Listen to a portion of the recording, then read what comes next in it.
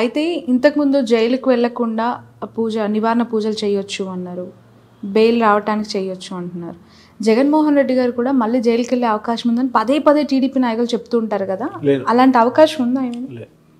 ఉంటే ఈ పది పూజలు అయిపోయాయి, ఎవరో ఒకరు, ఆయన కాదు ఎవరో ఒకరు చేయిస్తారు కదా. పవన్ కళ్యాణ్ గారి వివాహానికి సంబంధించి మరొకసారి తెర మీదకి వచ్చిన అంశం 3వ భార్యకి విడాకులు ఇస్తారా అని చెప్పి కూడా వైసీపీలో వన్ ఆఫ్ ద ఆరోపణలు చేసే కొన్ని కాంట్రవర్షియల్ స్టేట్మెంట్స్లో ఇది కూడా ఒకటి. 2024 జూలై వరకు అయితే అవకాశం ఉండదు, తర్వాత చెప్పలేం. ఓకే, ఎలక్షన్లు అయ్యే వరకు ఏముండదు. అది ఆయన వ్యక్తిగతమైన అంశం, అది వ్యక్తిగతమైన అంశం. నేను దాన్ని రాజకీయంగా చూడట్లా, అది ఆయన వ్యక్తిగతమైన ఇష్టం, ఆయన ఇష్టం అది. సో అది ఇప్పుడైతే జరిగే అవకాశం లేదు. మేబీ కాంట్రవర్సీస్ ఉన్నాయి ఆయన జీవితంలో, ఇంకా కాంట్రవర్సీస్ ఉన్నాయి. బట్ 2024 జూన్ లోపు అయితే లేవు, జూన్ తర్వాత ఉన్నాయి. ఓకే, మీరు మొదటి నుంచి కూడా పవన్ కళ్యాణ్ గారి ఫ్యాన్స్ ద్వారా కొంత వ్యతిరేకత, అంటే ట్రోలింగ్ కావచ్చు, ఆరోపణలు కావచ్చు, లేదంటే కాంట్రవర్షియల్ స్టేట్మెంట్స్ వాళ్ళ నుంచి వినడం కావచ్చు జరుగుతున్నాయి కదా. పవన్ కళ్యాణ్ గారికి మీరు చెప్తున్న మంచిని గ్రహించట్లేదని మీరు పదే పదే అంటారు. మీరు ఏం మంచి చెప్పారు ఆయనకి? మస్తు చెప్పిన, ఆయనకు చెప్పేటోడు లేడు. ఫస్ట్ అసలు ఆయనకు చెప్పగలిగిన మొగోడే లేడు ఆయన పక్కకు. ఎవడు చెప్తాడు? పవన్ కళ్యాణ్కు చెప్పగలిగిన దమ్మ ఎవరికి ఉంది? గురూజీకి ఉంది. గురూజీ అంటే త్రివిక్రమ్ శ్రీనివాస్ ఆయన చెప్పాడు. ఇంకెవరు చెప్తారు? మనోరు చెప్పాడు. చిరంజీవి గారు రూల్ అవుట్. ఇంకోటి ఆయన ఎవరు మాట విన్నాడు, అయిపోయింది, కథం. ప్రతి వ్యక్తి జీవితానికి ఒక గురువు అనేవాళ్ళు అవసరం అంటారా? అవసరం. గురువే కాదు, తల్లి, తండ్రి, అన్న, తమ్ముడు, చెల్లె, అక్క, తల్లి, ఎవడో ఒకడు. గురువు అనేవాళ్ళు గురుత్వాన్ని స్వీకరించి వస్తేనే కాదు కదా. ఇప్పుడు ఒక టైంలో ఒక భర్తకు ఒక భార్య కూడా గురువే. చాలామంది అరే పెళ్ళైనాక ఎందుకు పెళ్లి చేస్తారు అసలు మగవాడికి అంటే, వీడు ఎవ్వరి మాట వింటలేడు, వీడు కావరం బట్టి తిరుగుతున్నాడు, పెళ్లి చేస్తే పెళ్ళాం మాటిని సెట్ అవుతాడని చేస్తారు. ఓ, ఇది పనిష్మెంట్ అయితే? పనిష్మెంటే కానీ మంచి పనిష్మెంట్. మగవాళ్ళందరికీ తెలియదు అయితే ఇప్పటి వరకు. ఇప్పుడు పెళ్ళాం మీద ప్రేమతోనో, బిడ్డల మీద ప్రేమతోనో, జీవితంలో సర్దుకుపోయే మనస్తత్వంతో సెట్ అవుతాడు అని చేస్తారు. భార్య కూడా గురువే, ఎందుకు కాదనుకోవాలి? భర్త కూడా గురువే, తండ్రి గురువే, తల్లి గురువే. అట్లాంటి సందర్భంలో గురువు అనేవాడు వీళ్ళు చెప్తే ఇంటలేరు అని గురువుని తీసుకొచ్చి పెట్టాడు. ఎందుకు? పెళ్ళాం చెప్తే మొగడేమంటాడు, నీ మాట నాన్న పో అంటాడు, పెళ్ళాం కూడా నీ మాట నాన్న పో అంటది. అందుకని వీళ్ళిద్దరు కలిసి నా దగ్గరకు వస్తారు. సో అట్లాంటి వాళ్ళకి నేను చెప్పేటప్పుడు వినాలి. సో నేను చెప్పే దాంట్లో నేను హార్ష్గా చెప్పొచ్చు, తెలంగాణ స్టైల్లో మాట్లాడవచ్చు, కానీ నా కంటెంట్ అంతా కూడా బాగుపడాలనే ఉద్దేశమే. నేను పవన్ కళ్యాణ్ గారు సీఎం కావాలి అనే కోరిక నాకు ఉంది. పవన్ కళ్యాణ్ గారు అంటే విపరీతమైన పిచ్చి. ఓకే, పవన్ కళ్యాణ్ గారి సినిమాలలో కనీసం 10 సినిమాలకు నేను ముహూర్తం పెట్టిన, ఆయన సినిమాలకు ముహూర్తం చేసిన. ఓకే, ఆయనతోని 1-2-3 సినిమాలకు ఆయనతో కూర్చొని గంటలు ట్రావెల్ చేసిన, చూడాలని ఉంది ఇలాంటి సినిమాలకు. సో నాకు చాలా ఇష్టమే పవన్ కళ్యాణ్ గారు అంటే, కాదని నేనేం చెప్పట్లా. కానీ ఇష్టం వేరు, ఆయన అభివృద్ధిలోకి వస్తే చూడాలనే కాంక్ష వేరు. ప్రతి మనిషి, నేను ఒకటే అనుకుంటాను, నా దగ్గర ఉండే ప్రతి మనిషి అభివృద్ధిలోకి రావాలి, నాకు తెలిసిన ప్రతి మనిషి అభివృద్ధిలోకి రావాలి. నా కోరిక అదే తప్ప, నా అడ్వైజ్ అదే తప్ప ఈ నాశనం అయిపోవాలి నాకు లేదు. నాకు శత్రువులు మిత్రులు లేరు, అందరం బాగుపడాలా. పవన్ కళ్యాణ్ బాగుపడితే నేను సంతోషిస్తా. జగన్మోహన్ రెడ్డిని ఓడగొట్టి రేపు పవన్ కళ్యాణ్ సీఎం కావాలా, నేను అదే కోరుకుంటా. పవన్ కళ్యాణ్ ఓడగొట్టి ఇంకొకటి సీఎం కావాలి అంటే నేను జనాలు ఎదుగుతూ ఉండాలి, నేను కోరుకునేది అది. కానీ బ్యాడ్ నేమ్ తెచ్చుకోవద్దు, పవన్ కళ్యాణ్ లాగా బ్యాడ్ నేమ్. నేను అందుకని ఏమంటున్నా, పవన్ కళ్యాణ్ రాజకీయాల నాలెడ్జ్ లేనటువంటి పర్సన్. ఆయనది స్ట్రేట్ హార్ట్ ప్లస్ ఆయన తీసుకునే నిర్ణయాలు కూడా స్ట్రైట్గా ఉంటాయి, బోల్డ్గా ఉంటాయి. ఈ సంకుచితమైనటువంటి మనస్తత్వం కానీ, ఈ కుటిల రాజకీయాలు కానీ ఆయనకు తెలియనప్పుడు ఏమవుతుంది, ఫెయిల్ అవుతారు. నేను అదే చెప్తున్నా, నేను మంచి వేళ చెప్తున్నా, కానీ ఆయన ఫ్యాన్స్ నన్ను అర్థం చేసుకునే విధానంలో తేడా ఉంది. ఇప్పుడు నన్ను మనదానిక మన జనసేన ఫ్యాన్స్ ట్రోల్ చేసిర్రు, నన్ను ఏమంటారు, పాజిటివ్ ట్రోల్ చేసిర్రు. ఏమని చేసిర్రు? జగన్మోహన్ రెడ్డి పైన అంటాడు 3 పెళ్ళిళ్ళు చేసుకున్నాడు పవన్ కళ్యాణ్ అని, కిందనే నాది వీడియో ఏమని అంటే 3 కాకుండా 30 చేసుకుంటాడు, నువ్వు చేసుకోవాలి. సో దాన్ని నన్ను వాడుకోరు కదా పాజిటివ్గా. అంటే నేను అదే అంటే నేను వ్యక్తిగతమైన అంశాల జోలికి పోవద్దని చెప్తా. సో నాకు పవన్ కళ్యాణ్ అంటే చాలా ఇష్టం, నేను ఆయన ఫ్యాన్నే. జల్సా సినిమా నేను కూడా చూసి చిట్టీలు చింపిపై ఎగిరేసినోన్నే జల్సా సినిమా. సో నాకు ఇష్టమే కదా. సో వ్యతిరేకం ఎందుకు ఉంటుంది నాకు? కాకపోతే ఆయన అభివృద్ధిలోకి రావాలనే ఒక రకమైన కసి ద్వారా నేను మాట్లాడే మాటల్లో కొద్దిగా హార్ష్నెస్ ఉంటుంది తప్ప నాకు ఆయన ఇష్టమే. ఆయన సినిమాల కెరియర్ ఏ విధంగా ఉందంటారు? సినిమాలు బాగానే ఉంటాయి, ఆయనకు తిరుగులేదమ్మా, ఆయనకు సినిమాలలో తిరుగులేదు, రాజకీయమే కష్టం. ఎందుకంటే కొంతమంది జాతకంలో ఒకటే ఉంటుంది, like Pawan Kalyan is like Rajinikanth, సినిమాలకే అంకితం. రాజకీయాలల్లో ఎక్స్పెక్టింగ్ 100 అయితే మనం 20 అంతే, 20 ఊహించుకోవాలి అంతే. అదే సినిమాలో 100కో 200 ఊహించుకో, సూపర్, తిరుగులేదు. రైట్. రాబోయే రోజుల్లో ఈ 2 తెలుగు రాష్ట్రాల్లో పొలిటికల్గా కావచ్చు, ఇతర రంగాల్లో కావచ్చు, ఏమైనా సంచలన వార్తలు ఉండబోతున్నాయంటారా? ఎందుకంటే మీరు చాలా విషయాలపైన రీసెర్చ్ చేస్తారు, హోంవర్క్ చేస్తారు. ఎందుకంటే ఎప్పటికప్పుడు రాజకీయాలు మారిపోతూ ఉన్నాయి. ఏపీలో చూస్తే జగన్మోహన్ రెడ్డి దగ్గర ఉండేవాళ్ళు కూడా జగన్మోహన్ రెడ్డి గారితో పాటు ఎప్పటికప్పుడు కాంట్రవర్షియల్ స్టేట్మెంట్స్లో ఇరుక్కుంటూ ఉంటారు. కొడాలి నాని గారు, సజ్జల రామకృష్ణారెడ్డి గారు, విజయసాయి రెడ్డి గారు, అలాగే the one and only aggressive women leader Roja garu. Telangana రాష్ట్రానికి సంబంధించి ఒక ప్రముఖ యువ నేత, ఒక ప్రముఖ రాజకీయ నాయకుడి కొడుకుకు సంబంధించినటువంటి స్కాండల్స్ ఆర్ పర్సనల్ లైఫ్ బయటకు వచ్చే అవకాశం ఉంది. అండర్లైన్, చాలా సంచలనమైనటువంటి విషయాలు బయటకు వచ్చే అవకాశం ఉంది. వ్యక్తిగతమైన అంశాలు అంటే మీకు అర్థమై ఉంటుంది, పర్సనల్ విషయాలు బయటకు వచ్చే అవకాశం ఉంది. అండ్ ఆంధ్రప్రదేశ్కు సంబంధించి ఒక మహిళా మంత్రికి సంబంధించిన లైఫ్, మహిళా మంత్రికి సంబంధించిన వ్యవహారం కాంట్రవర్సీ అయ్యే అవకాశం ఉంది. అంటే అధికార దుర్వినియోగం చేస్తున్నారు అనేటువంటి విమర్శల వల్ల ఆమె మంత్రి పదవి కోల్పోవలసి రావచ్చు, రిజైన్ చేయాల్సిన పరిస్థితి రావచ్చు. 2024 లోపు వస్తే, ఎలక్షన్ లోపు, షార్ట్ పీరియడ్ ఉంది అయినా. లేదంటే ఒకవేళ జగన్మోహన్ రెడ్డి గారు ఆవిడని కనుక తీయొద్దు అనుకుంటే కంటిన్యూ చేసి ఎలక్షన్ తర్వాత ఆమెకు మినిస్ట్రీ ఇవ్వరు ఇంకా. ఓకే. సో ఆమె మినిస్ట్రీ చాప్టర్ క్లోజింగ్. మినిస్ట్రీ ఇవ్వరా, టికెట్ ఇవ్వరా? మినిస్ట్రీ ఇవ్వరు, టికెట్ ఇచ్చినా మినిస్ట్రీ ఇవ్వరు, ఇంకా ఆమె ఎమ్మెల్యేకే పరిమితం. ఇంకా రేవంత్ రెడ్డి గారి క్యాబినెట్ అంటే ఆయన సీఎం అయిన తర్వాత మిగతా మంత్రులకు సంబంధించి, ఇప్పుడు మీకు తెలుసు ముందు నుంచి ఆయన వెన్నంటే ఉన్నారు మహిళా సీతక్క అండ్ ఉత్తమ్, బట్టి, దామోదర్ రాజనరసింహ, సీతక్క, బట్టి, ఉత్తము, పొంగులేటి శ్రీనివాసరెడ్డి, శ్రీధర్ బాబు, జగ్గారెడ్డి ఓడిపోయారు. లేదు అవకాశం లేదు. వివేక్ బ్రదర్స్, ఉత్తమ్ బ్రదర్స్, మన వీళ్ళు కోమారెడ్డి బ్రదర్స్, వాళ్ళలో ఒక్కొక్కళ్ళకి, జూపాలి కృష్ణారావు, సో వీళ్ళు మినిస్టర్లు అవుతారు. కొంతమందిని చూస్తే చాలా బాధేస్తూ ఉంటుంది. అంటే ఐ మీన్ ప్రొఫెషన్కి అతీతంగా మాట్లాడుకున్నప్పుడు నిత్యం ప్రజలతో ఉంటారు, వాళ్ళకి ఏం కావాలో చేస్తూ ఉంటారు, మాస్ లీడర్స్గా ఎస్టాబ్లిష్ అవుతూ ఉంటారు. పార్టీ అధికారంలో లేనప్పుడు క్రియాశీలకంగా ఉన్నారు, పార్టీ అధికారంలోకి వచ్చే టైంకి వాళ్ళు ఓడిపోయిన పరిస్థితి. నాంపల్లి నుంచి ఫిరోజ్ ఖాన్ గారు, సంగారెడ్డి నుంచి జగ్గారెడ్డి గారు.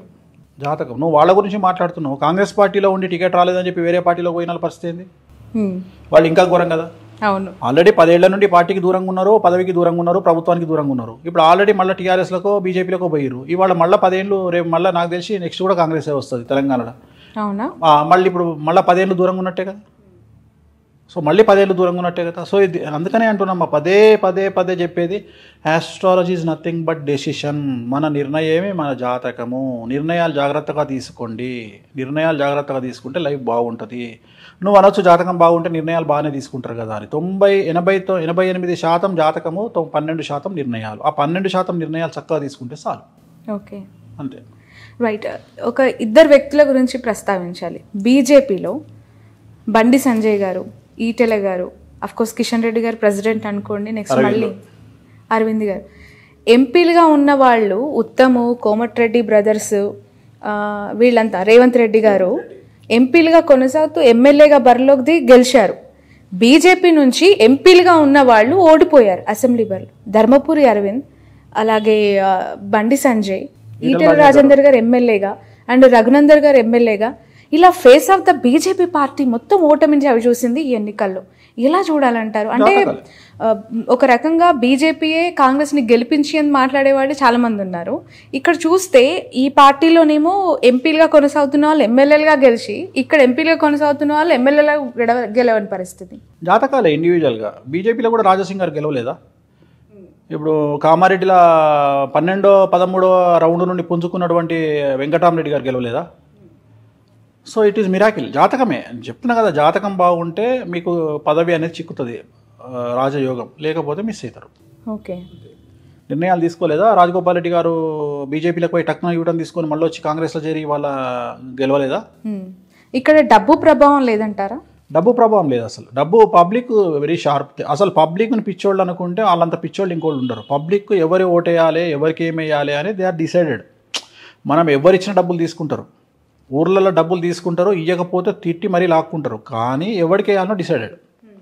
లీడరు పార్టీ మారినంత మాత్రాన క్యాడర్ మారుతుంది అనుకుంటే తప్పు. ఎప్పుడు క్యాడర్ ఫిక్స్ అయి ఉంటుంది.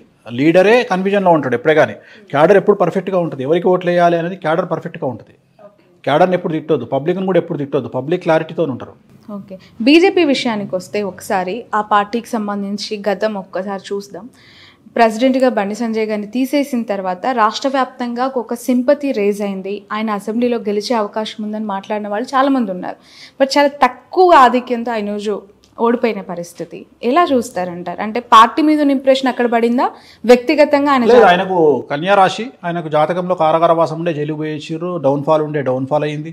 సో ఆయనకు జరగాల్సిన నష్టాలన్నీ జరుగుతున్నాయి. ఆయనకు 2023 జనవరి నుండి బ్యాడ్ టైం స్టార్ట్ అయింది. సో మనమే మన ఇంటర్వ్యూలో మాట్లాడుకున్నాం, రాకెట్ లాగా వెళ్ళిన బండి సంజయ్ రాకెట్ లాగానే పడిపోతారు అని మనం లాస్ట్ ఇయర్లో మాట్లాడుకున్నాం ఇంటర్వ్యూలో. అదే జరిగింది. ఆయన ఒకటేసారి టక్కున గాలి నుండి, ఆకాశంలో నుండి కిందికి పడ్డారు. సో ఆల్మోస్ట్ ఆల్ ఆయనకున్న చరిష్మా ఇంకా తగ్గినట్టే. ఇంకా ఫ్యూచర్లో కష్టం. ఇంకా ఆయన చరిష్మా రాదు, అయిపోయింది. డౌన్ఫాల్ స్టార్ట్ అయినట్టే.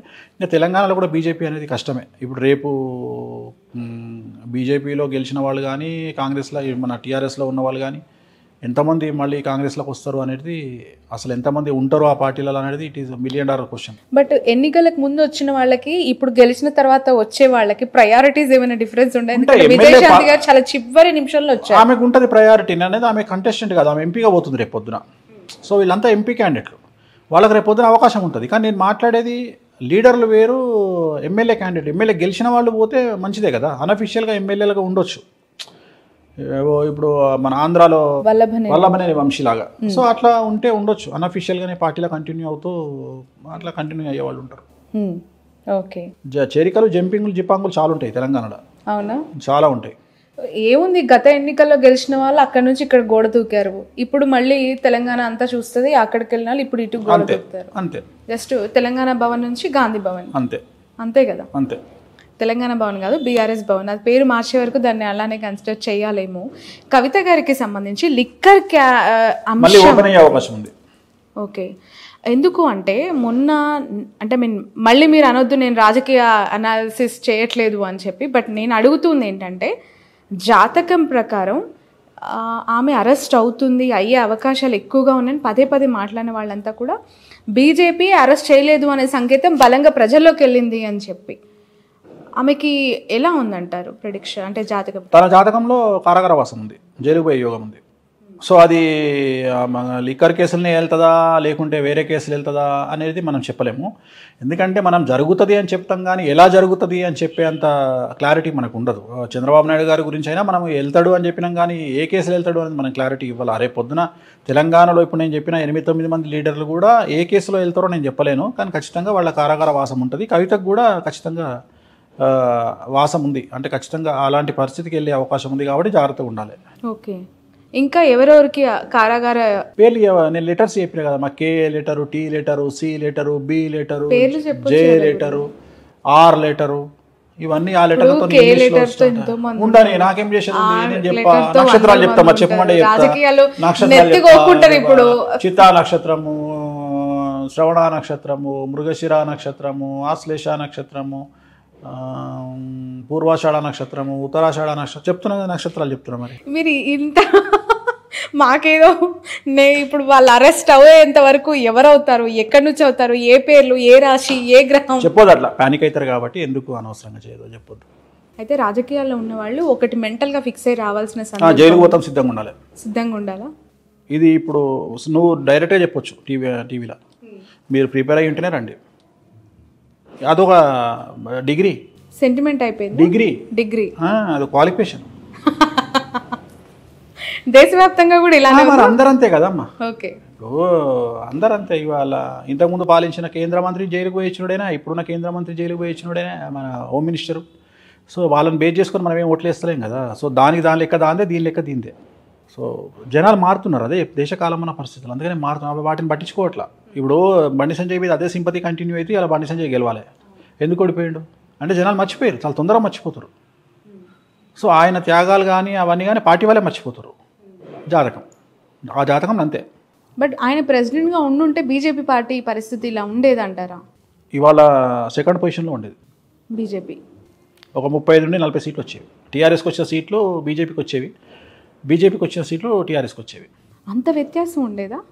మరి అదే దాన్నే పదవి అంటారు. రేవంత్ రెడ్డికి ముందు కాంగ్రెస్కి ఎందుకు లేదు ఇంత కాంప్రమైజ్? సీఎం కావాలనే కోరిక అందరికీ ఉంటుంది, కానీ కష్టపడేటోళ్ళు రేవంత్ రెడ్డి లాంటి వాళ్ళు ఒక్కలే ఉంటారు. దానికి కేసులు కొట్లాడాలి, నారా తీస్తాడు. కేసీఆర్ లాంటి వాడు ఉంటే దాన్ని తట్టుకునే శక్తి ఉండాలి. బిడ్డ ఎంగేజ్మెంట్కి కూడా పోలేనటువంటి పరిస్థితిలో ఉంటారు, అవి కూడా తట్టుకోవాలి. ఇవన్నీ తట్టుకుంటేనే సీఎం పదవి వస్తుంది. సీఎం పదవి ఏమి ఉత్తగా రాదు. లేకపోతే ఈ నూనె ఇద్దరం కలిసి ఆనే కూర్చుంటుంది సీఎం పదవిలో. చాలా కష్టపడాలి సీఎం పదవి అంటే. సో అంత దమ్మునోడే సీఎం అవుతాడు. కాంప్రమైజ్ అయ్యేటాడు, అంత దూరం పోయినాడు కాంప్రమైజ్ అయ్యేటాడు, వెళ్ళిపోతాడు. వేణుస్వామి గారు, వర్జ్యము, రాహుకాలము, మంచి టైం, వీటికి ఉన్న ప్రయారిటీస్ ఏంటి నిత్య జీవితంలో? పెద్దవాళ్ళు అంటూ ఉంటారు ఎక్కడికైనా వెళ్తూ ఉంటే, రాహుకాలం ఉందా చూడు. అంటే జనరల్గా రాహుకాలం అనేది తమిళనాడు సంప్రదాయం, మనం వర్జం చూస్తాం. ఎంతవరకు నమ్మాలి? నమ్మొచ్చు. ఇప్పుడు యాక్సిడెంట్లు అన్నీ కూడా వర్జం టైంలో బయటికి వెళ్ళినాయి, యమగండ కాలంలో వెళ్ళినవి ఉంటాయి. సింపుల్, మీరు ఏం లేదు, మీరు యాక్సిడెంట్ అయ్యింది అనగానే ఎన్ని గంటలకు బయటికి వెళ్ళినవరా అని చూడాలి. ఆ టైంలో యమగండ కాలం ఉందా లేదా చూడాలి. గుళిక కాలం, యమగండ కాలం. మనం యమగండ కాలం చూస్తాం. తెలంగాణలో యమగండం చూస్తాం, తెలుగు రాష్ట్రాలు యమగండం చూస్తాం, వర్జం చూస్తాం. రావుకాలం తక్కువ. ఆంధ్ర సాంప్రదాయం, మన తమిళనాడు సాంప్రదాయం అయితే రావుకాలం చూస్తారు. సో రావుకాలం మనము అందరం చూడం. సో జనరల్గా మనం రావుకాలం కూడా చూడాలి. రావుకాలంలో పెళ్ళిళ్ళు నిషేధం. పెళ్ళిళ్ళు రావుకాలంలో చేసుకుంటే డివోర్స్ అవుతాయి. ఇక దానికి ముహూర్తంలో ఒక పంతులు ముహూర్తం పెట్టిండనుకో డివోర్స్ అవుతుంది. ఇంకొకటి ఏంటంటే చాలామంది మీరు జాతకాలు చూసి పెళ్ళిళ్ళు చేసుకుంటారు కదా, డివోర్స్ ఎందుకు అవుతున్నాయి అని కొంతమంది మూర్ఖులు విమర్శిస్తారు. అరే మీరు రాహుకాలంలో ముహూర్తం పెట్టుకున్నా వాడు 10:25కు ముహూర్తం అంటే 11 గంటకో జీలకర్ర బెల్లం పెడతాడు. అప్పటికే ముహూర్తం మారిపోతుంది. ఎవడు అడగాలి? అంటే మన పెళ్లి పత్రికలు ప్రింట్ చేయడంలో ఉండే ఆసక్తి, ముహూర్తం టైం వేసే ఆసక్తి పెళ్లి చేసుకోవడంలో ఉండదు. 11:32 అంటే 11:32 జీలకర్ర బెల్లం పెట్టాలి. ఎవడు పెడుతున్నాడు? ఎవడు పెట్టట్లేదు. ఆ టైంకి అక్కడ ఎవడో ఉండాలి, పెట్టాడు. 12:05కు పెడతాడు. 12:05 కంటే కరెక్ట్గా ముహూర్తం మారిపోతుంది. ధనుర్లగ్నం ఉండాల్సింది మకరానికి వెళ్ళిపోతుంది, అయిపోయింది. ఇంకేం పెడతావు? లేకపోతే కుంభలగ్నానికి వెళ్ళిపోతుంది. ముందుకో వెనక్కో వస్తుంది. టైం తొందరగా పోతే ముందుకు వస్తుంది, లేట్ అయితే వెనక్కిపోతుంది. లగ్నం మారుతుంది. లగ్నం మారింది అంటే జాతకమే మారిపోతుంది. సో ఇవన్నీ ఆలోచన చేయరు. మనం చాలా ఈజీగా మాట్లాడతాం, ప్రతిదీ ఈజీగా మాట్లాడతాం, శాస్త్రాన్ని విమర్శిస్తాం ఏదో పెద్ద మనం తోపుల్లాగా.